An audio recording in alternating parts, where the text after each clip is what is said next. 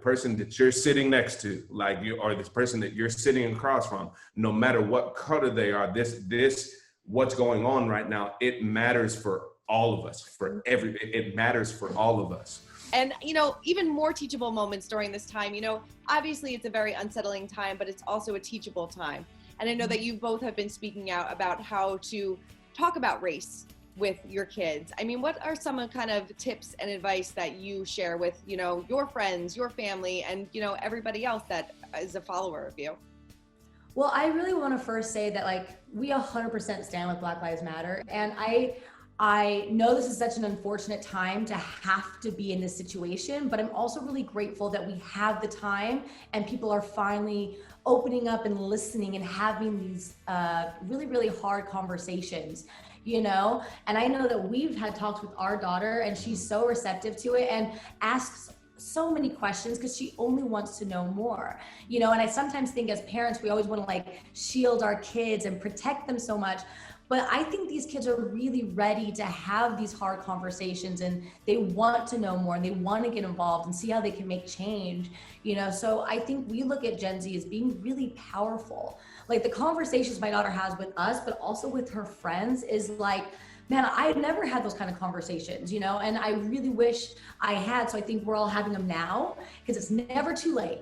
We're doing it now. And I feel like I have such a great teacher who's always found the right words and tried his best to always help educate me and bring me on board. And so I feel really grateful to even have him really helping me through this journey. Yeah, and it is. It's just, I think, you know, and listen, we too are figuring this out with everyone else. So I also don't want to give the imagery of, you know, what we're putting on social media and things like that to be like we are experts in it, because we're actually, we're just in it. You see what I'm saying? And we just have to be sharing the process. But I think what's helped us a lot too is just education. You know what I'm saying? Just education that we might not have had in our history books and things like that. Because once we know all of the things that were shielded from us and all that, then I think we're able to connect much more on a human level, right? And because the only way that, you know, pushing Black Lives Matter forward and pushing it to a human level is everybody has to look at it as not just like, oh, that's a Black problem. So meaning, well, I could just turn my back to it and just be like, oh, I donated money. Like I can just turn my back. It's like, no. We're talking about humans, like the person that you're sitting next to, like you, or this person that you're sitting across from, no matter what color they are, what's going on right now, it matters for all of us, it matters for all of us. So we have to get involved to make sure that, you know, this inequality and these terrible, unjust things that have been happening, and are still happening, and that are still happening to this day, that we don't turn a blind eye to them, or that we don't get into a moment where we throw some money at it and then we feel good, and then we don't discuss it anymore. The most important thing that's happening right now is this communication, these conversations.